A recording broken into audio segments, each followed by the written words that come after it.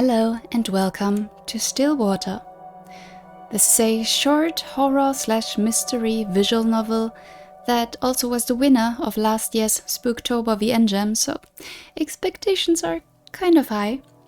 We are going to follow a private investigator, and I don't know that much more about the story, but there were some warnings on the shop page, including flashing images, loud noises, jump scares, even though one review said they didn't get any, and also mentions of suicide. So just so you're aware and can step away if you need to.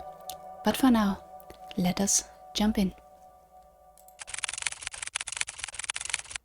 This is a work of fiction. The resemblance to any real-life people is purely coincidental. This game contains depictions of horror, mature themes, violence, and strong language. Viewer discretion is advised. I'm sorry, I can't stay here anymore, Nina. I feel like I'm going crazy. Calm down, if we can just talk it out. So many strange things keep happening after another. Every day there's this damn dripping sound. I thought it was just something leaking at first, but I check every faucet, every ceiling, every pipeline, and still I hear it everywhere, constantly echoing in my ears. Ooh, but the water! I find random pools of water just appear out of nowhere, just like the dripping. But it's at night. It's at night when it comes.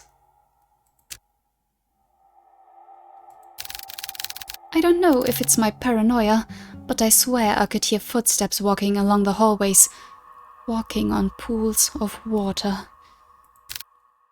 They walk, and they walk. Upstairs, then downstairs. And upstairs and downstairs and upstairs and downstairs and upstairs and downstairs and upstairs and downstairs and upstairs and downstairs. And it goes on and on and on and on like that. But somehow, it does come to an end. And it ends all in front of your grandfather's room.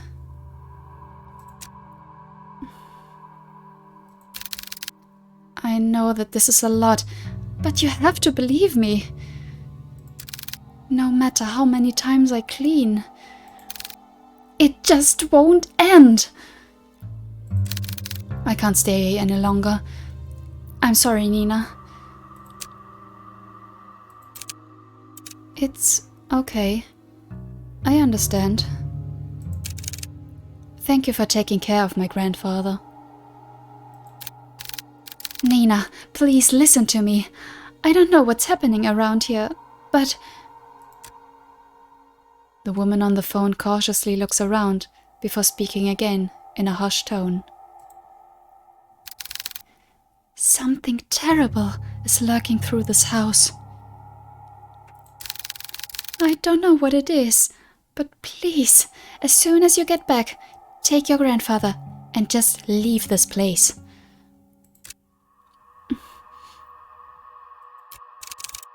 I can't just leave. That's my home. Please, Nina, this place, it's not safe. I don't know what you saw, but I can't just leave things like this.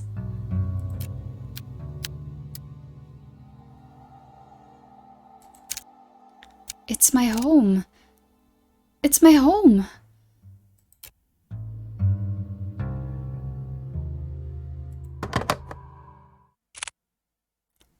Diner, 7 a.m.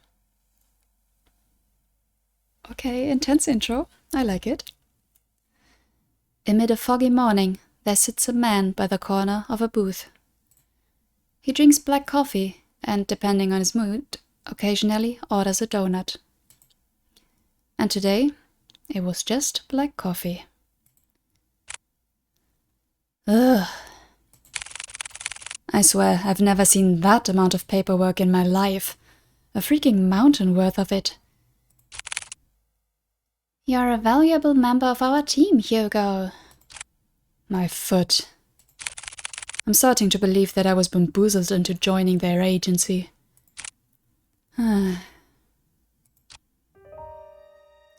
Hugo Laurent, age 30, takes a good look at his cup of joe and chucks it all in one sitting.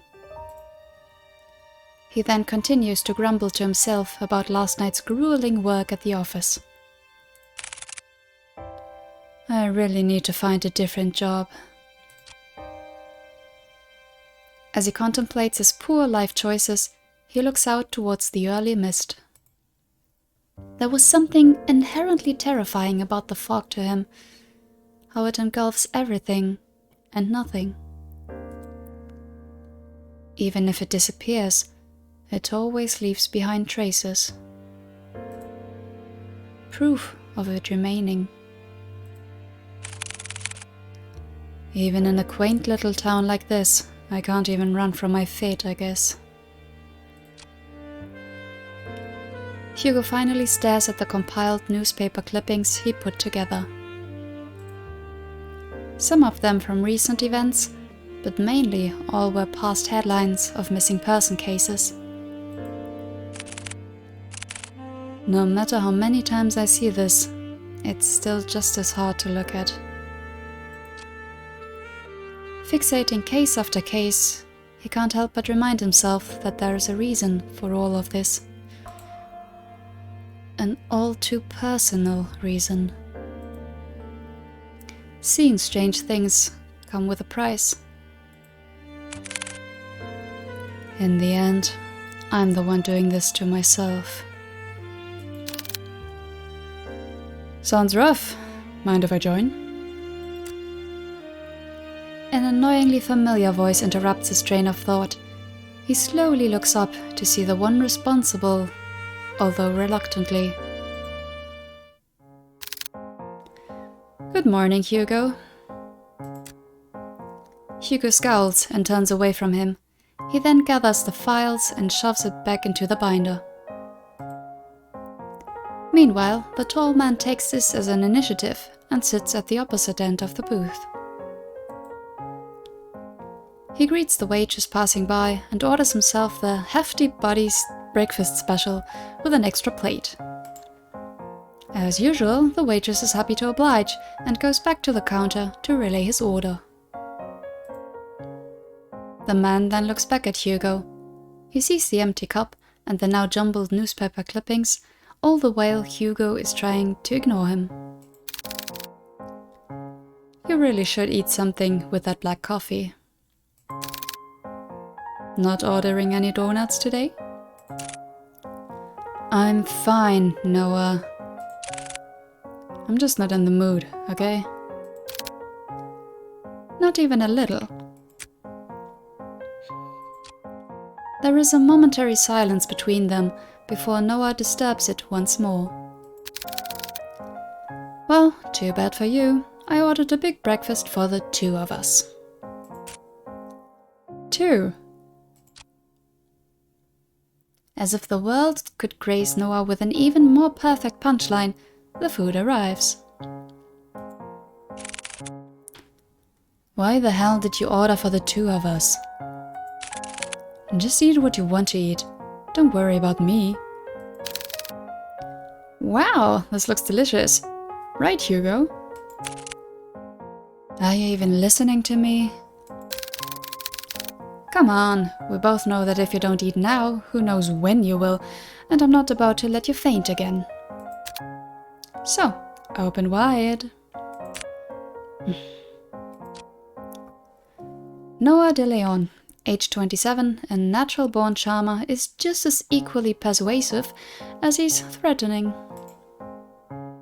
With a pensive look, Hugo finally gives in and eats the generous spoonful without further complaints.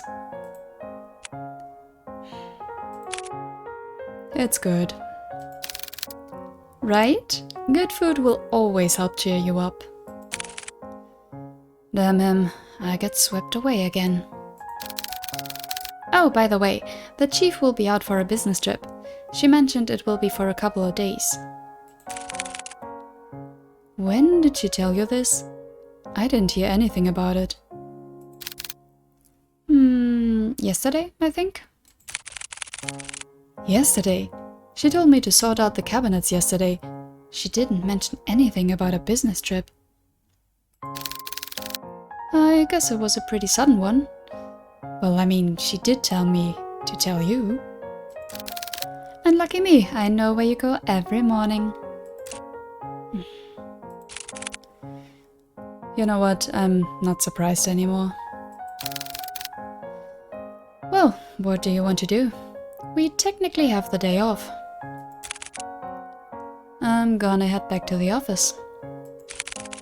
There's a couple of boxes I didn't get a chance to sort out. In that case, I'll come with you. Why? You could just rest for the day. And pass up this opportunity to get to know you better. Quit it.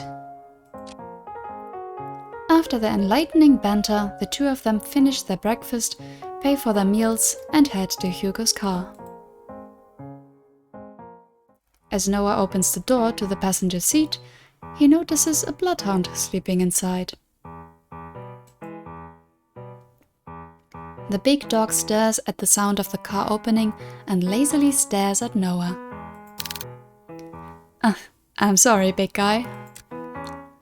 He then closes the door while trying not to make too much noise to disturb its occupant. Colby. At the sound of his name, his heavy-lidded eyes slowly peek to see who calls for him. It is his one and only partner, his human. As if finally realizing who he is or where he is, the old bloodhound stirs up from his sleep, pounces at Hugo, and proceeds to wag his tail uncontrollably. Good morning again, Colby. Had a nice nap? Colby, 8 years old, Hugo's most faithful and loving partner in crime, has the biggest tendency to just sleep all over the place. Noah, who is witnessing all of this from the back seat, chuckles to himself. He is amazed and slightly defeated at Hugo's sudden surge of energy. It doesn't matter how many times I try. When it comes to boosting up his mood, no one can beat Colby. Agency, 7:50 a.m. Still awfully early, isn't it? Even if they're... especially if they're not officially working, but okay. The three headed back to the office, the space just the same as Hugo left it. A decent, organized mess. To his credit for the amount of boxes he painstakingly went through, he believes he did a fair job. Albeit could have been better. Wow, you really outdid yourself, Hugo. It looks less crowded. Shut it, will you? I said I was gonna get to it. Thanks, boy. Before Hugo could continue to give deserved head pats, he notices someone. A woman stands timidly, peering outside from the storefront. The woman appears a bit frantic. Disheveled and wearing ill-fitted clothes, she appears to be distressed about something. When she finally makes eye contact with Hugo, she immediately rushes in. I'm so sorry. I know that the closed sign is up, but I saw you come in and I... Are you all right, miss? I need your help. My grandfather, he... Before she can continue, Noah swiftly intervenes. It's okay, we'll hear what you have to say. So, please, why don't you take a seat? Noah gestures to one of the empty chairs. The poor woman hesitates for a moment before heavily sighing in relief. She then walks towards the corner of the room and sits on the sofa. Can you start off by telling us your name? I'm sorry for earlier. My name is Nina Mortimer. I need help watching over my grandfather tonight. Watching over your grandfather? Yes. I'm sorry, Miss Mortimer, but I don't quite understand. Is he in danger? I'm afraid he is. Miss Mortimer, if that is the case, wouldn't contacting the police be better? No! I've tried requesting their help, but they all gave me the same answer. There is nothing they can do about it. If only I knew who Louis was. Louis? Nina fidgets at the name. She looks to the side before reaching out from her bag for an antique letter. My grandfather, he received a cryptic message the other day. It didn't come with an address or the name of the sender. However, the only thing I did pick up was that name. As she hands over the letter, Hugo notices her hand slightly shaking. Whatever lies in this note must have shaken her this badly. Delicately, Hugo removes the content of the envelope and unfolds it. At first glance, it seems like any normal written message. A person named Louis asking the other, Henry, to come meet him by the lake at midnight. Needing to share something important with him. However, what's eerily striking about this letter is not the message itself. Rather, at the bottom of the page, a sentence far more disturbing is written. I am coming for you, Henry. Were there any other letters like this? Yes, a few of them.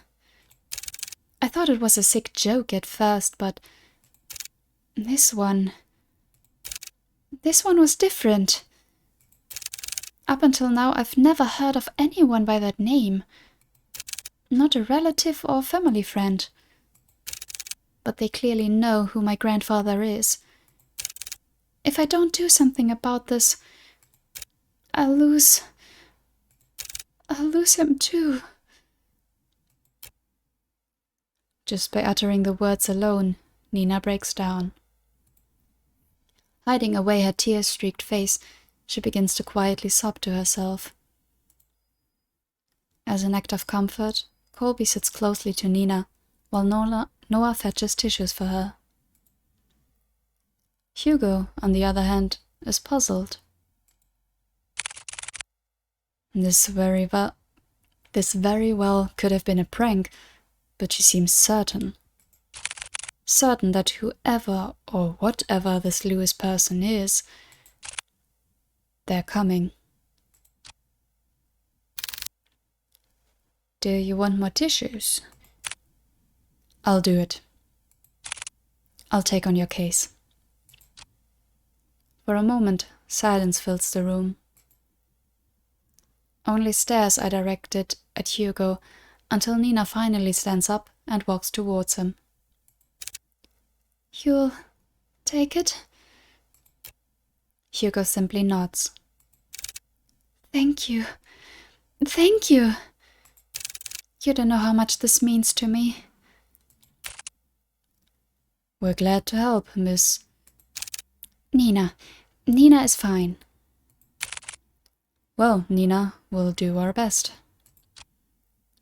Nina slightly smiles at Hugo before reaching into her bag once more and taking out a note. This is my address. Okay, 4970 Church Street. I'll be sure to greet you when you get there, detective. She politely bows once more before heading to her car and drives back home. Once out of sight, Hugo turns to look at his cluttered desk. Still messy, but presentable. Okay, for someone who has worked in an office for many years, I've seen worse. Better also, but also worse. I guess I'll have to sort these out later again. Car, 5:30 p.m.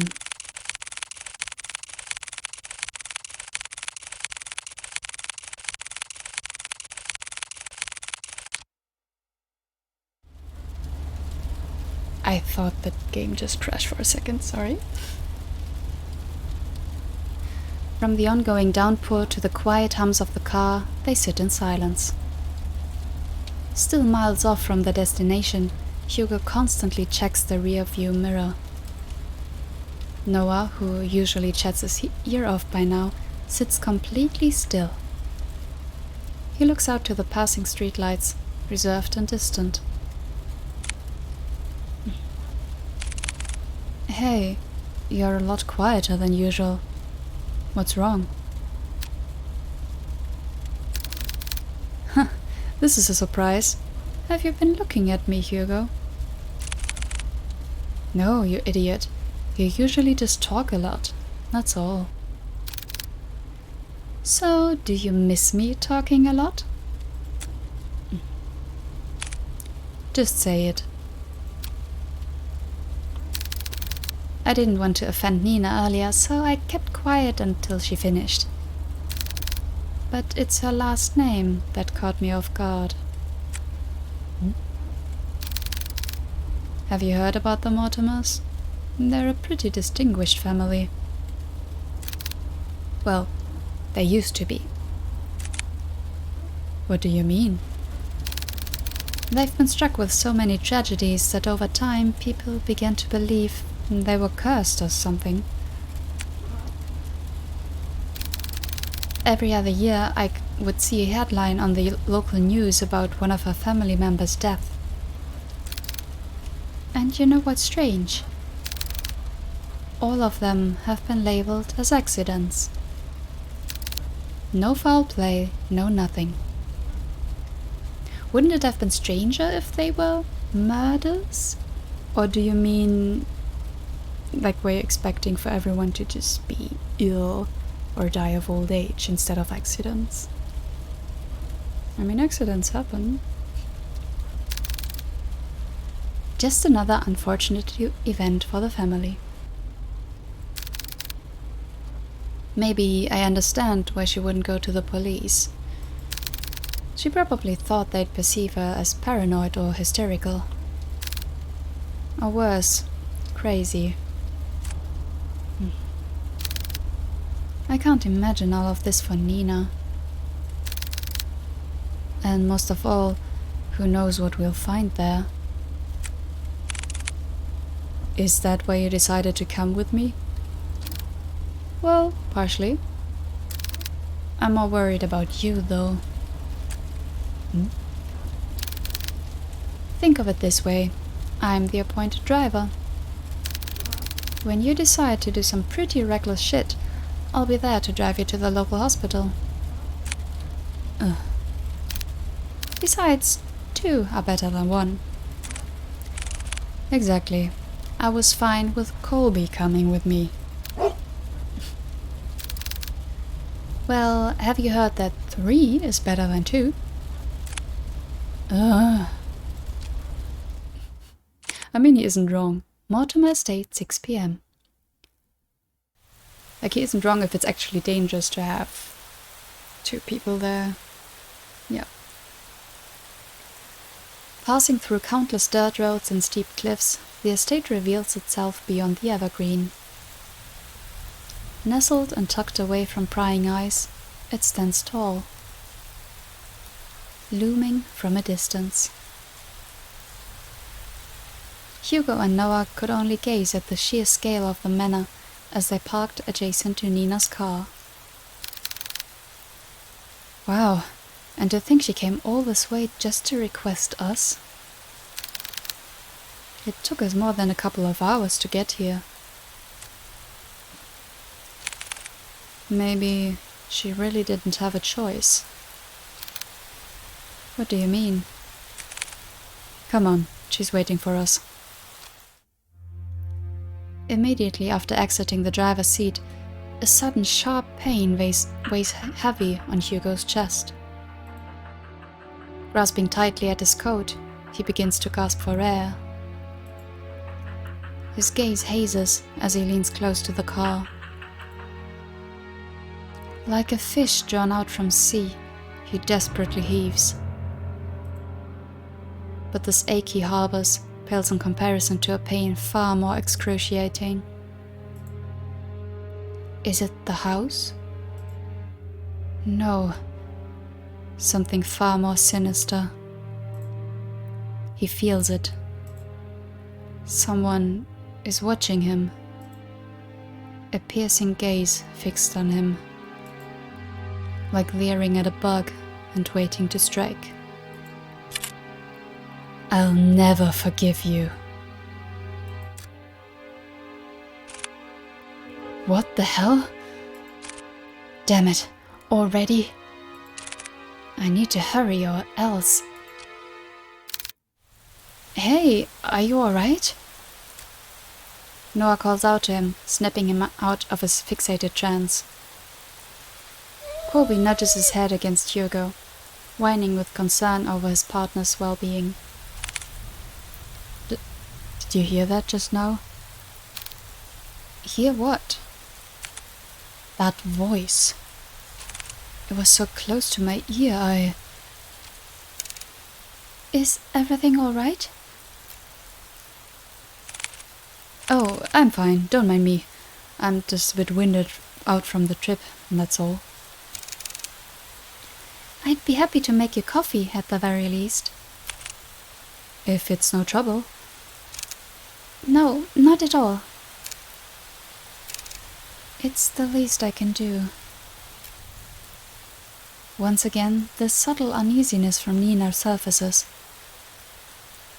But before Hugo could get a chance to look further into it, she walked off towards the front porch without saying another word. Are you sure you're alright? You sounded like you were choking earlier. I said I'm fine. Besides, we're already here. We can't back out now. Listen to me, I think you should... Noah abruptly cuts his lecture short as he notices Nina stopping by the front door. She stands there silently, as if contemplating something. I know this may sound rude, but I didn't get a chance to know your names. Well, you were pretty out of it when you walked in. I'm really sorry about that. No worries. This is Detective Hugo Laurent. His assistant, Colby. And I'm a second assistant, Noah de Leon. It seems so surreal. Just like a cartoon. Nina meekly smiles before turning away from them. I haven't been quite honest with you, Detective Laurent. I'm sorry if it's really Laurent, this is a mix, this is not in France, is it? I'm so sorry. I'm going with Laurent.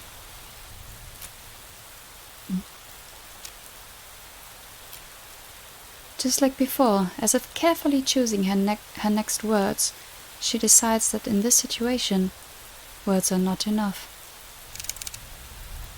You'll see for yourselves what I mean. And with that, Nina enters the house, leaving the three to follow behind. Hugo is about to enter through the foyer when he feels a tug on his arm. Don't forget what I told you. If something happens, let me know right away. You'll be the first to know. And with that, Noah releases his grip on Hugo. They proceed to head in, not knowing what awaits them beyond the door. Greeted with a brightly lit hallway, Hugo notes that the interior is just as grand. Adorned with floral accents and antique paintings, it exudes an elegant charm found only in a resplendent house such as this. However, Hugo notices something even more distinct than the splendor. This house is much more terrifying inside than out. Please, come this way. Bracing themselves, they enter the dimly lit drawing room. At first glance, Hugo could not discern the silhouette situated at the far corner.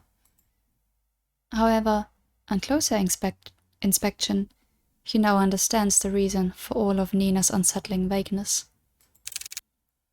Grandfather, we have guests. Sitting on the armchair is a young man. He is dressed in a white-collared down dress shirt, tucked in with black slacks and black penny loafers. Staring only at the window, the young man sits there, dazed, with little acknowledgement of the people around him. Still, motionless, like a doll. Grandpa, these are the people I spoke of.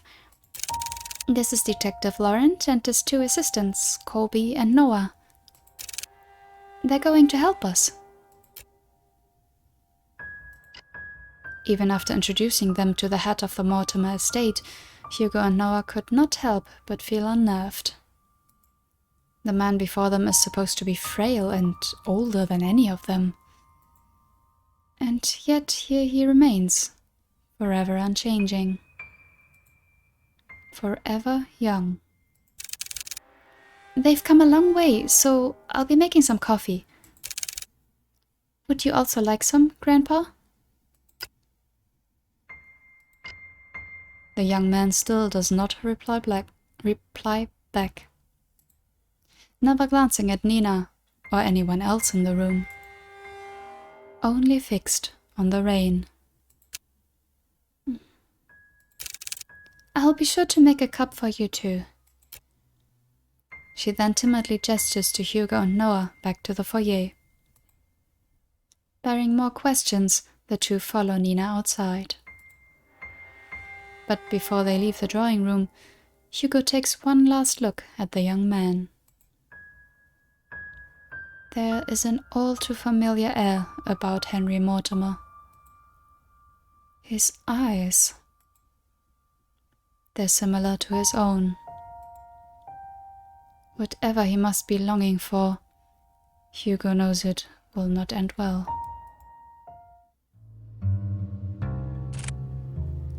Questions? Yeah, we have many.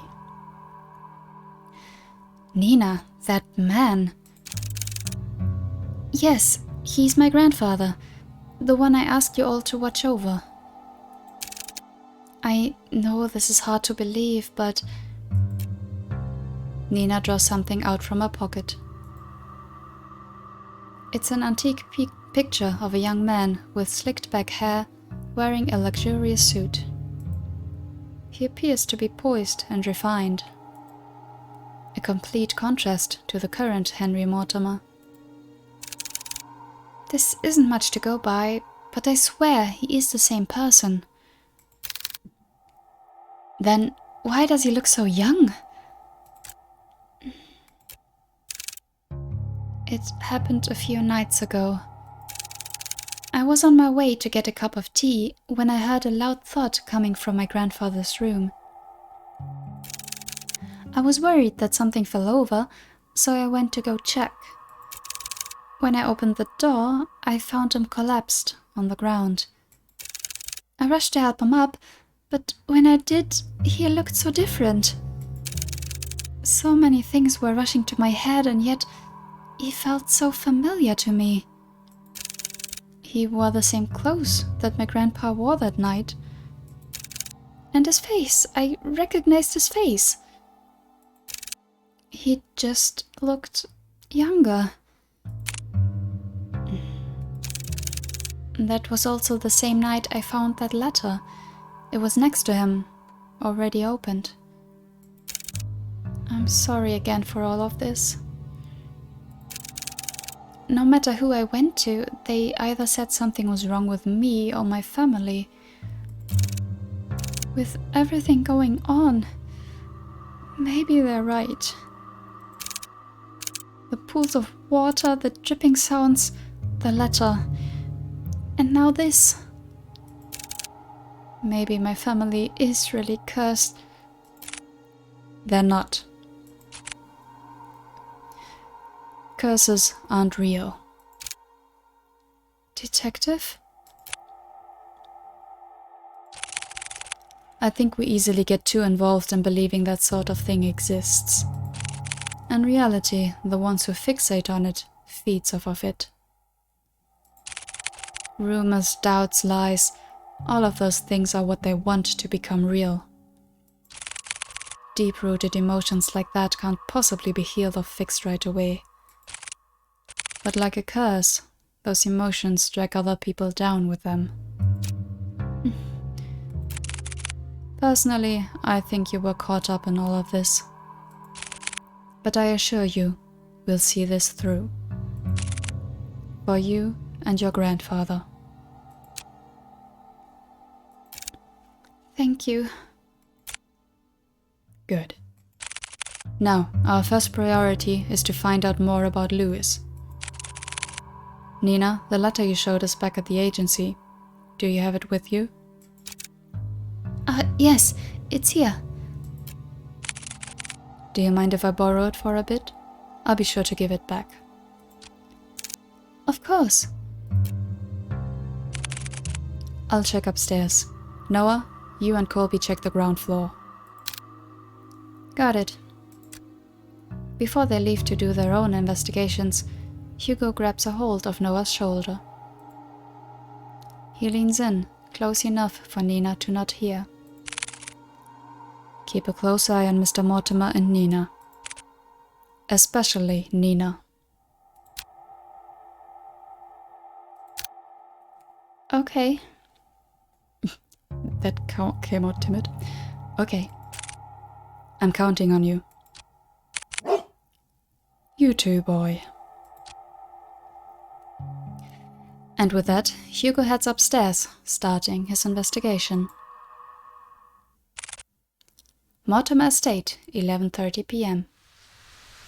Did it really take that long to go there, or did a lot of time pass? Well, they said they drove for hours, right? After searching vigorously through each of the rooms, he knew his findings would eventually lead him here. This is it. Hugo walks towards the nearest lampshade and opens it. Dimly illuminated, he sees the extent of how lavish this part of the house is. From customized drapes to the vintage furniture. Everything here exudes that extravagance. But much like the interior Hugo has seen so far, he finds this one in particular reeks of it. Plastered from wall to wall, a sense of gloom lingers. It's as if the room itself is mouldering despite its preserved nature. I need to hurry. I don't want to stay here for too long. Mortimer Estate, 11:50 p.m.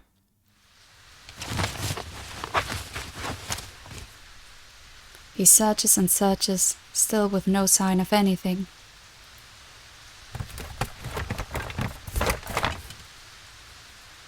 Not one thing pertaining to Louis. Damn it! Nothing? It's as if he cleared out everything. Just blank everywhere. No, it has to be here. I'm just missing something. He ponders again before remembering the letter. This is the only proof Louis exists so far. I'll try to read it again. Maybe I overlooked it. As he takes the letter out from the envelope, he notices a change within. bearing no foreboding threat at the bottom of the page.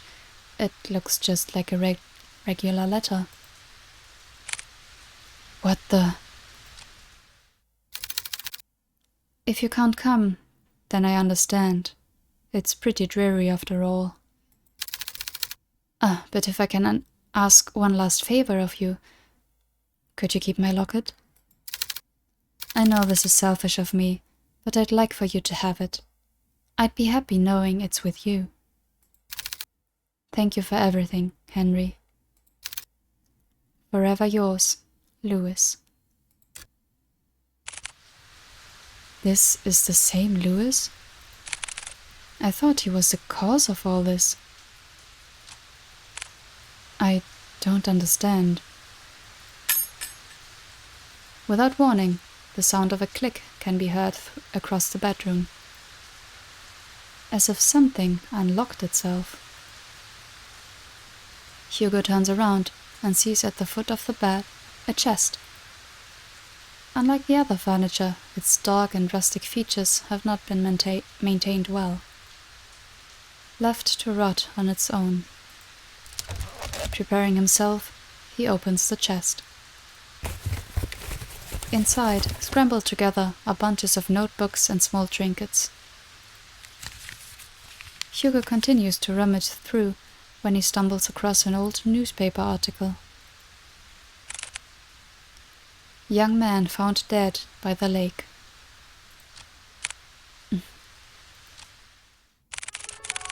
An unidentified young man was found on the morning of... date? 3 days prior to his death, according to police.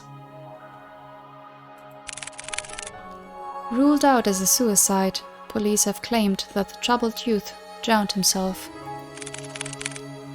This certainly is a tragic loss, an unfortunate event indeed. Comments. No claim of his body has been made yet. Louis. By the corner of Hugo's eye, he spots a bright glint buried underneath the clutter. He reaches for it. A locket of brilliant gold shines unblemished, retaining a timeless luster. Inside it safeguards a picture of a young man with glasses, smiling brightly. This must be the locket that he was talking about. It's so pretty. I'm surprised it still shines like this. And this picture... Did he put this here? No, it might have been Henry. But why would he store it away like this? What should I do? Oh, we have a choice here, because I did see there are 2 endings to this game, so I think I'm going to do a sneaky save here for later. Oh, okay. Take the locket, leave the locket. So the letter wanted Henry to keep the locket, right? So either we leave it here in the room or we take it and can maybe give it to Henry. I'm gonna take it. I should probably hold on to this for now. Hugo is about to put everything back into the chest when he feels a wet and cold sensation crawling up his leg. What? Water? A pool of water relentlessly spreads across the floor, already seeping into the chest. Damn it, no! Suddenly, the lights shut off. A scream is heard, followed by a myriad of shouts. Hugo is about to call out to Noah, but stops at the sight of pale feet before him. Looming over him stands a tall and ominous figure. His face is shrouded in complete darkness, devoid of any human emotion. It appears as a young man, but Hugo knows that it's far from it. No, this very thing is trying to imitate a human form. Trying to be human. Hugo could only stare back. Paralyzed with fear, he is forced to watch the horror as it slowly creeps towards him. It's just like before, the sensation of someone staring at him from within. But this time, it's drawing nearer, inching ever so closely. The words to call out to Kobe or Noah fail to reach out. Lodged in his throat, he struggles in pain. With his breathing shallow, he tries to force his body to move. And then it stops. Looking down at Hugo, filled with nothing but malice and contempt, it speaks.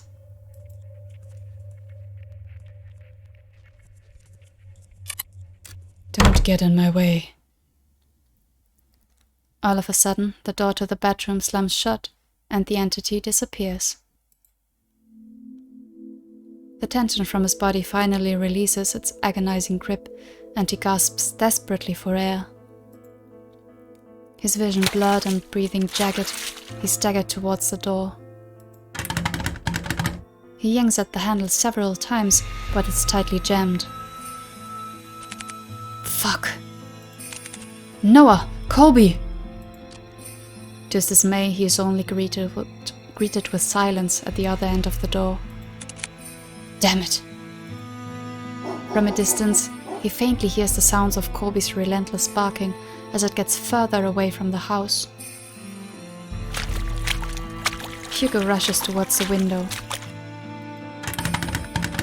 He tries to pry it open, but just like the door, a heavy force prevents him from doing so.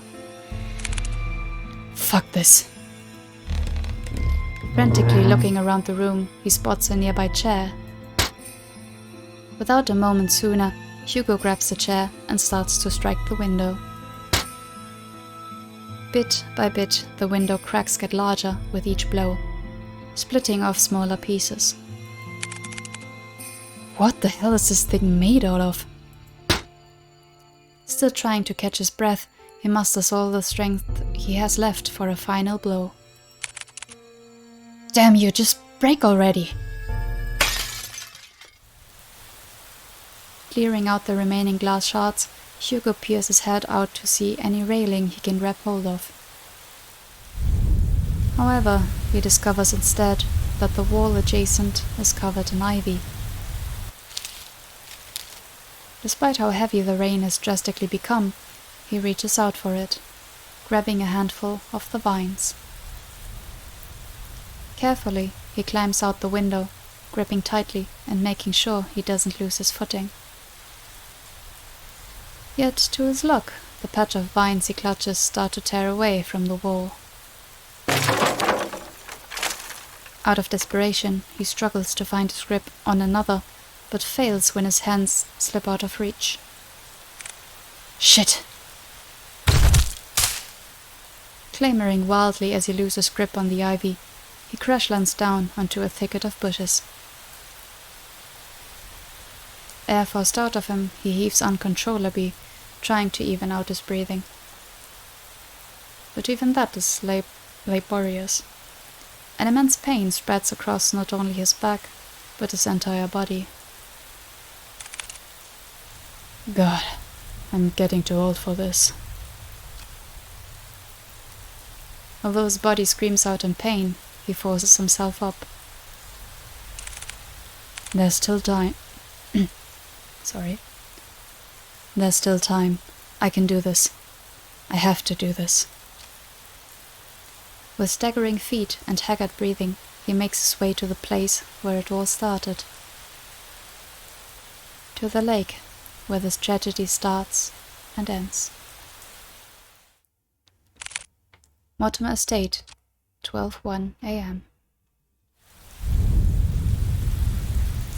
Finally entering through the park, Hugo calls out to Kobe and Noah. Kobe! Noah! Where are you? He hears faintly the sounds of barking and echoes of people yelling in the distance. He rushes towards the echoes, guiding him through the downpour. With his heart racing and blood rushing to his head, he finds his way to the lake. Drawing closer, he sees Nina giving chase to her grandfather. Unfortunately, she doesn't get too far as Noah stops her. Grandpa, stop! Grandpa! Let me go! My grandpa, he's... Nina, please, it's dangerous. You'll get hurt too. I don't care, I don't want to lose anyone anymore. It's at that instant Hugo trudges against the water, pursuing in Nina's stead. Hugo. No, don't. Please fall deaf to his ears. Not even the whines and worried cries of his partner could make him turn back. Determined, he trudges further in.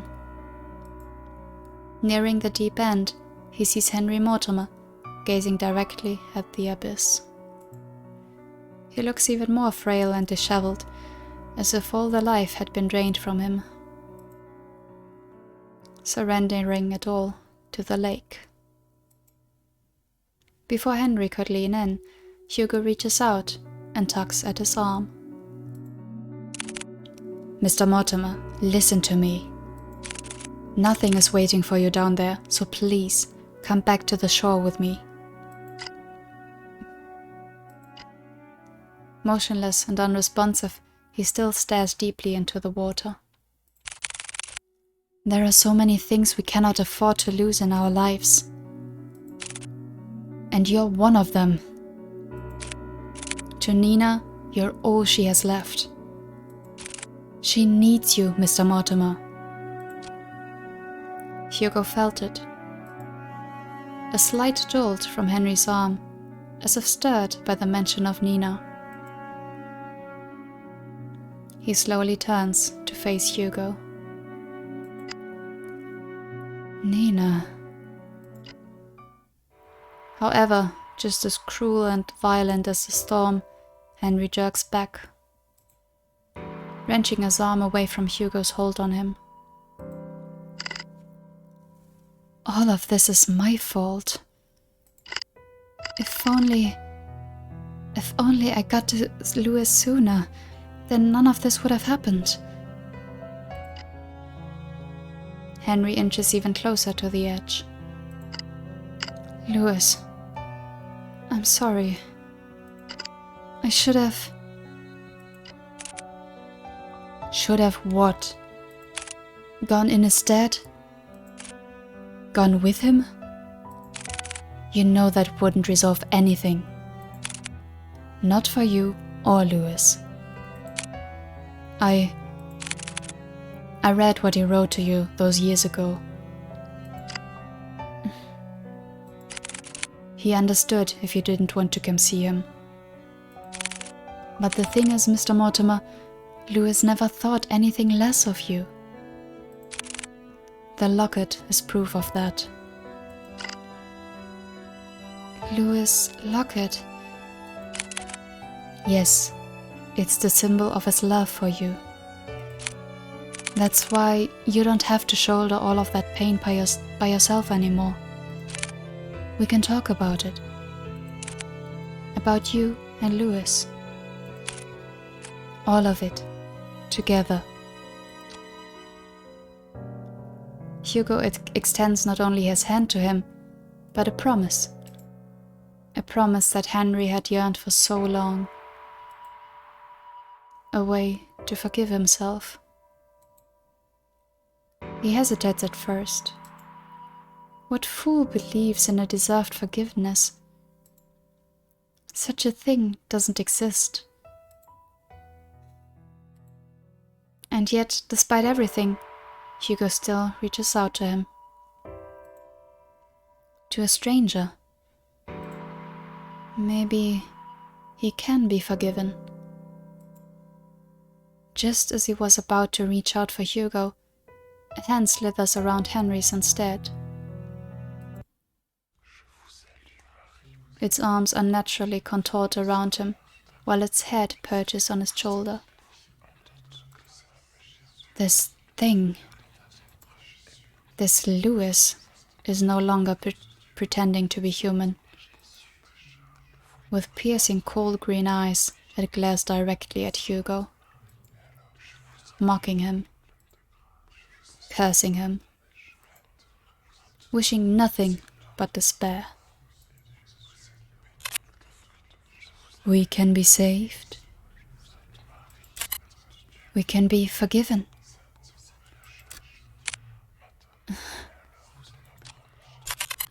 There is only one true way out of this. I will share with you the most happiest of endings. Before Hugo could reach out for Henry's hand, he disappears into the water. Mr. Mortimer! Without hearing the anguished cries and desperate pleas, Hugo dives after him. Into the abyss. 12:30 a.m. Plunging into icy waters, Hugo feels shocks running rampant throughout his body. For a second I thought it would stop there. Oh, sorry. Like spikes continuously piercing from his legs to the tips of his fingers. Fiercely and unyielding. His chest tightens and his heart races as he begins to kick his legs, hoping whichever way he goes, he'll find his way to Henry. Swimming deeper and deeper in, he sees faintly a figure slowly descending into the darkness.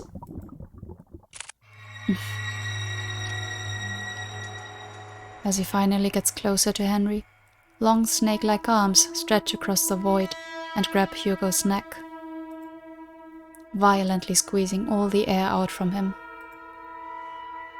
He tries desperately to wrench its hands away. But with each struggle, Hugo's movements begin to weigh heavier and heavier. Louis! Where are you, Louis? It's looking for Louis. Digging deep into his coat's pocket, he grasps tightly in his hand the locket that Henry kept and had long forgotten. Holding it out as it shines ever so brightly in the dark.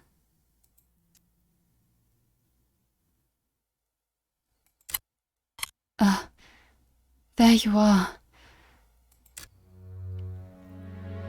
It releases its grip on Hugo and instead reaches out for the locket. Taking this as a chance, he drops the chain and kicks with all his might to grab Henry's arm. With his heart burning and his body screaming, he swims desperately to the surface. Almost there. I just have to...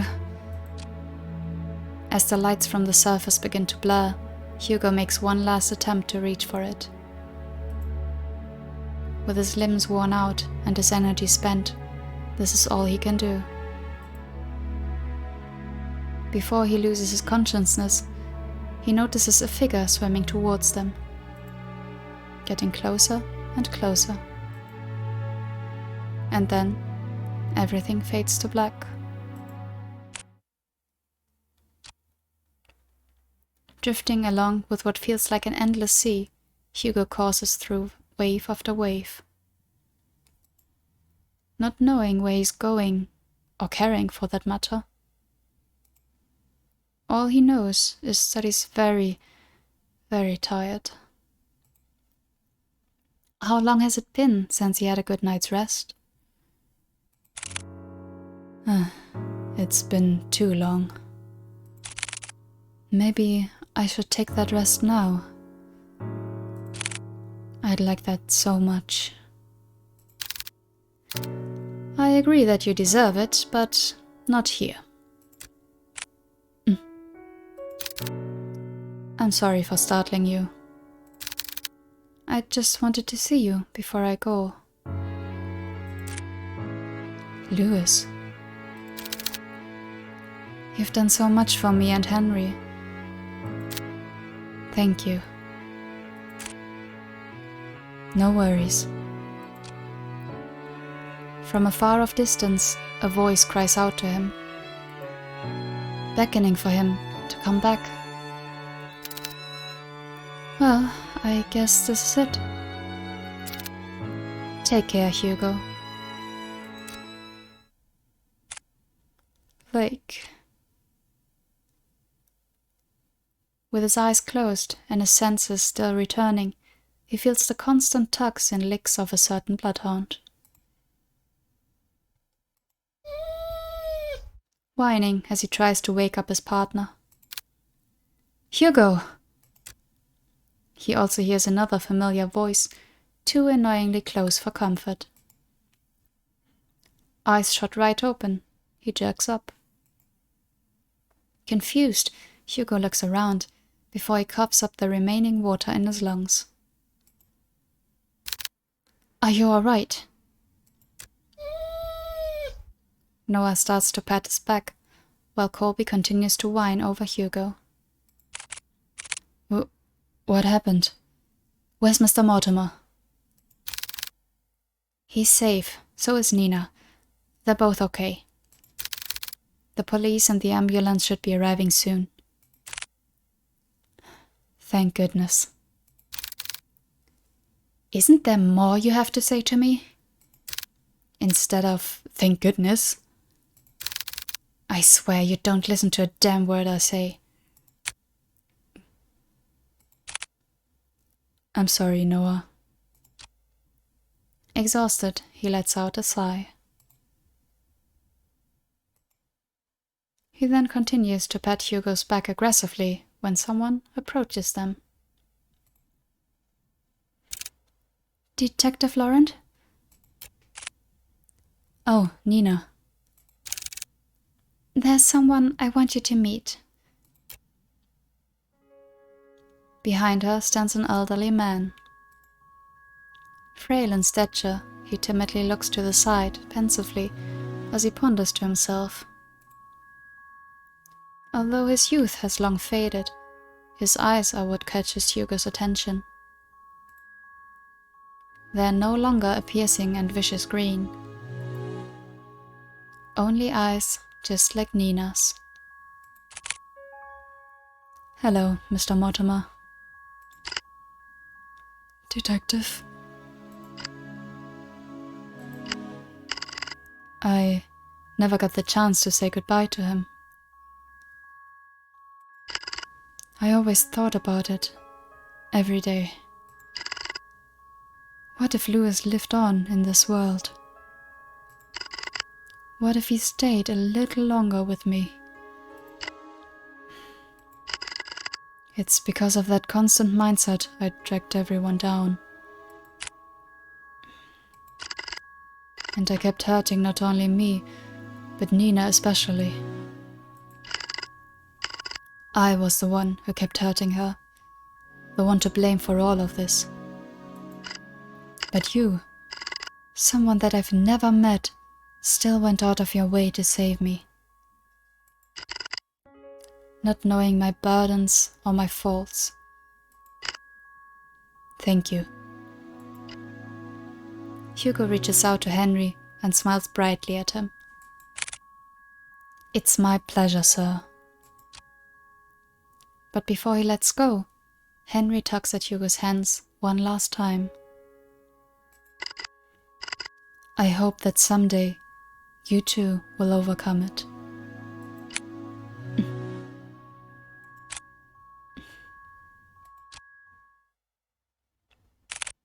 The next day, 8 a.m. Well, good morning, Hugo. You're bright and early. Morning. With much fervor and haste, Hugo resumes writing on his notepad. Although by closer inspection, he looks like he's going to combust any minute. Are you writing up the report? Without looking up, Hugo responds back. Yeah, for the most part. You still need to write yours too. I will. But since I haven't had breakfast yet, and I don't like eating by myself,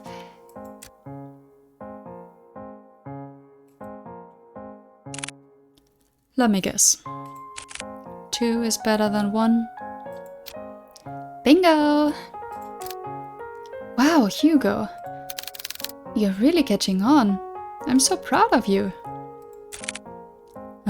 Shut it, will you? I swear, if only I hadn't fallen off from the goddamn window, maybe my report would have been shorter. Before Noah could begin to cut the bacon, he pauses at the mention of Hugo's report. Oh yeah, by the way, mind telling me what happened to the Mortimer's window?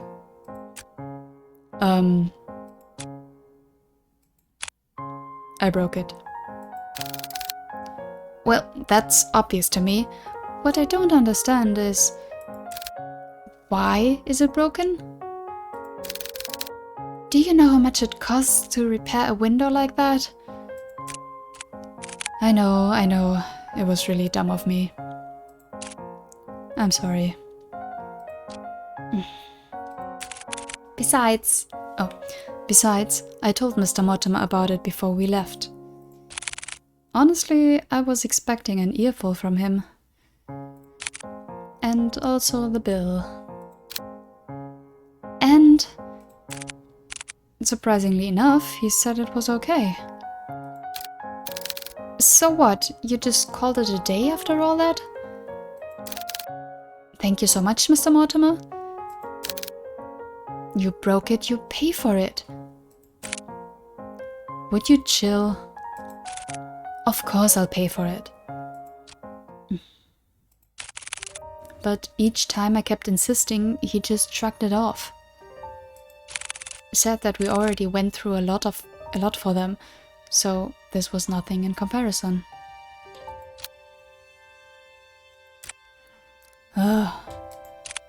You know what? He's right. After all that we went through, I deserve at least a nap. Hugo puts down his pen and proceeds to head for the couch.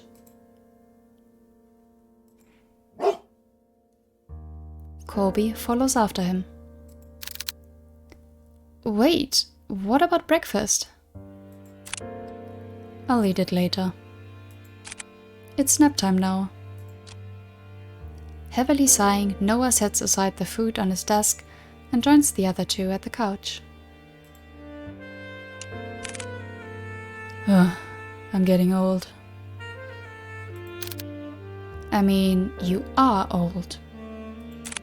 Shut it. Colby whines, asking for head scratches. Sorry, boy. Silently, Hugo scratches the back of Colby's ears as he leans closer to Noah.